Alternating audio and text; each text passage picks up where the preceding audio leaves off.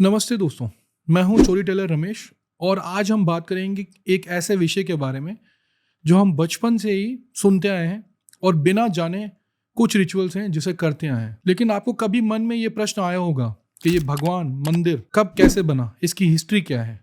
ये सब प्रश्न हम सबके मन में अभी भी प्रश्न ही बन के रह गए। मुझे भी ये प्रश्न के जवाब ढूंढते वक्त सनातन धर्म के बारे में गहराई से जानने का मौका मिला। ये जानने का मौका मिला कि सनातन धर्म में बहुत सारे गहरे रहस्य हैं जो हमारी समझ से परे हैं। इस वीडियो में हम जानेंगे एक ऐसे फेस के बारे में जब हमारी सिविलाइजेशन, हमारे कल्चर, हमारी एजुकेशन सिस्टम को जानबूझकर डिस्ट्रॉय किया गया। मुगल और ब्रिटिश रूल ने कैसे सनातन धर्म के असली रूह को हार्म किया, हमारे स्क्रिप्चर्स को नुकसान पहुंचाया और एक फॉल्स नैरेटिव क्रिएट किया। क्या था उनका एजेंडा और उन्होंने हमारे एजुकेशन और कल्चर पर कितना बड़ा इंपैक्ट डाला।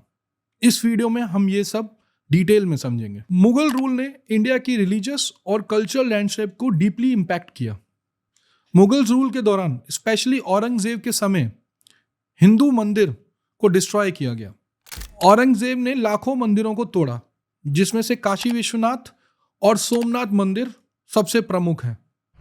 ये एक डेलिब्रेट अटेम्प्ट था हमारी रिलीजियस आइडेंटिटी को वीकन करने का। मुगलों ने अपने रिलीजियस प्रैक्टिसेस को फोर्सफुली इंपोज किया, जिससे हिंदू कल्चर को सप्रेस किया गया। टेम्पल्स में आइडल वर्शिप को बैन किया गया और हिंदू फेस्टिवल को सेलिब्रेट करने में रुकावट डाली गई। मुगल रूलर्स ने अपने कोर्ट में पर्शियन लैंग्वेज को प्रमोट किया और हिंदू लैंग्वेज जैसे संस्कृत और प्राकृत को अंडरमाइन किया।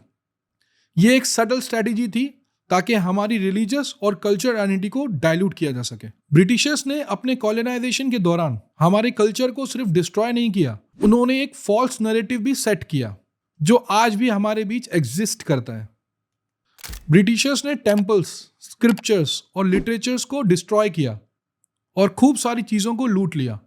फेमस हिस्टोरियंस जैसे लॉर्ड मैकॉले ने हिंदुइज्म और संस्कृत को इंफीरियर डिक्लेयर किया और ये फॉल्स आइडिया स्प्रेड किया कि हमारे कल्चर प्रिमिटिव है।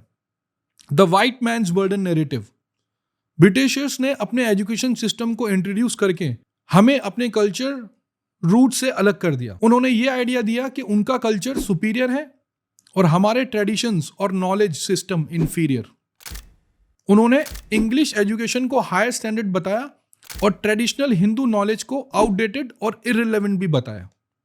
ब्रिटिशर्स ने हमारे सैक्रेड टेक्स्ट को खूब लूटने का काम किया। बहुत से इंपॉर्टेंट टेक्स्ट जैसे वेदास, उपनिषद और एंशिएंट मैन्युस्क्रिप्ट्स को इलीगल तरीकों से अपने कंट्रोल में किया। ये टेक्स्ट अब भी ब्रिटिश लाइब्रेरीज में हैं और हमारे लिए इनएक्सेसिबल हैं। ब्रिटिशर्स का सबसे बड़ा इंपैक्ट हमारे एजुकेशन सिस्टम पर हुआ।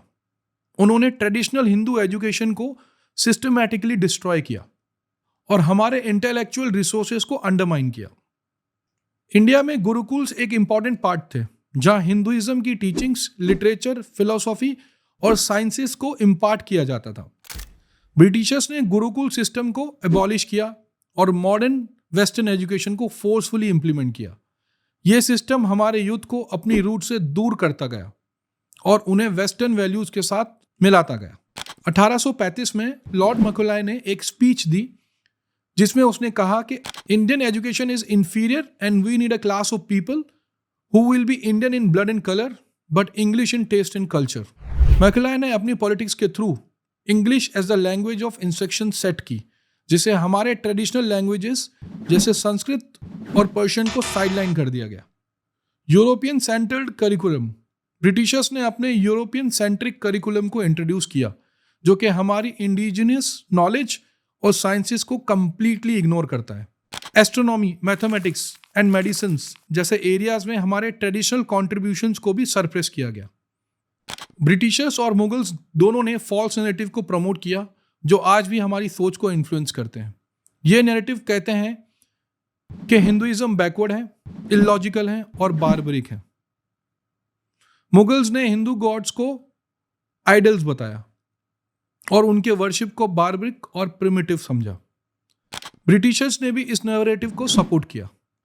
ब्रिटिश हिस्टोरियन ने इंडियन हिस्ट्री को डिस्टॉर्ट किया। हमारे एंशिएंट अचीवमेंट्स जैसे वैदिक मैथमेटिक्स, आयुर्वेदिक और आर्किटेक्चर को ओवरलुक किया गया। हिंदू रिचुअल्स और बिलीफ को सुपरस्टिशन दिखाया गया, जैसे काउ वर्शिप, रिचुअल्स और पूजा को मॉक किया गया। ये सब एक डेलिबरेट कोशिश थी हमारे स्पिरिचुअल आइडेंटिटी को वीकन करने का। ये सब एक सोची समझी साजिश थी हमारी स्पिरिचुअल आइडेंटिटी को वीक करने के लिए। आज भी हमारी सोसाइटी में उन कॉलोनाइजर की जो स्टोरीज और फॉल्स नैरेटिव्स हैं, उनका डीप इम्पैक्ट है। हमारे यूथ को अपनी आइडेंटिटी और कल्चर के बारे में कंफ्यूजन होता है, क्योंकि उन्हें अपने रूट से दूर किया गया है। हमारे ट्रेडिशनल एजुकेशन सिस्टम को डिस्ट्रॉय करके वेस्टर्न मॉडल्स को इम्पोज किया गया, जो हमारी ओरिजिनल इंटेलेक्चुअल वेल्थ को डिनाय करता है। हिंदुइज्म को एक सुपरस्टिशन के रूप में पेश किया गया, जिसे आज भी लोग अपनी फेथ के बारे में मिस इन्फॉर्म्ड हैं। दोस्तों, ये हिस्ट्री का एक डार्क चैप्टर था, लेकिन हम सबको अपनी असली आइडेंटिटी और नॉलेज को समझने की जरूरत है। हमारे एंसेस्टर्स ने जो विजडम छोड़ा है, उसे हम अपनी फ्यूचर जनरेशन तक पहुंचा सकते हैं। अब वक्त है अपने पास को समझने का, अपने कल्चर को अप्रिशिएट करने का और अपनी एजुकेशन के विजडम के साथ बैलेंस करने का। अगर आप इस वीडियो से सहमत हैं तो कमेंट करके बताएं। कमेंट में बताएं ऐसे कौन से रिचुअल्स हैं जिनके बारे में आपको नॉलेज नहीं है। Thank you.